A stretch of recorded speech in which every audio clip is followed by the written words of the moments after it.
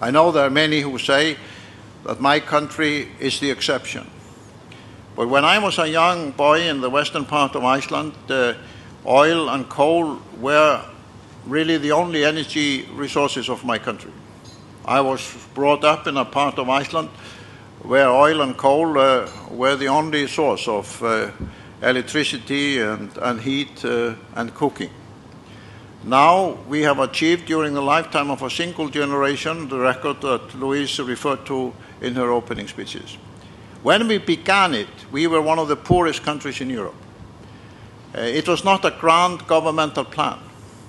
It is a result of multiple initiatives taken by local players in many different parts of the country. And therefore, I think the solution to this problem has to be a series of initiatives taken at every level. If we wait for international organizations or international conferences or governments or presidents to bring forward a framework of treaties and so on in order to solve this problem, I believe strongly we will not be able to do it.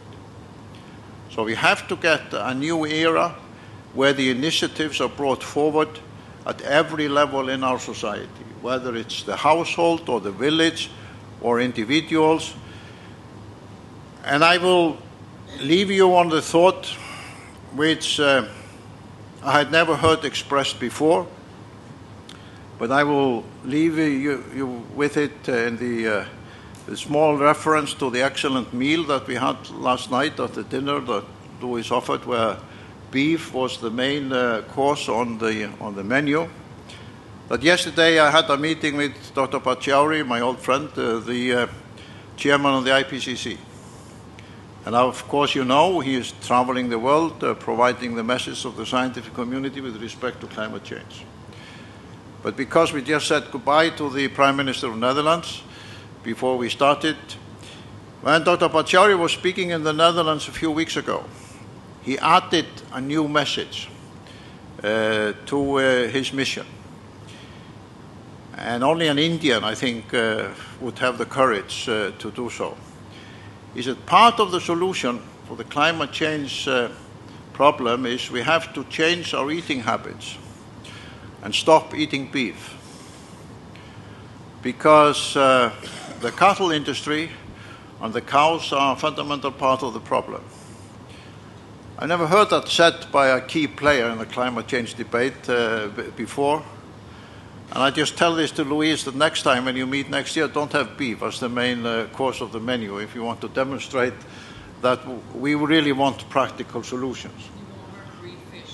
But the serious note in this is this. We will not be able to solve this unless we have a comprehensive transformation of our lifestyles, our economies, the way we organize cities, build houses, have traffic on our roads, as well as building power plants for industries and so on and so forth. Are we up to it? I believe so. And when I am doubted by others, I always tell them the story of the few of us who in the 1980s believed that it was possible to end the Cold War, when nobody really believed that that would ever be achieved, at least in our lifetime. Thank you.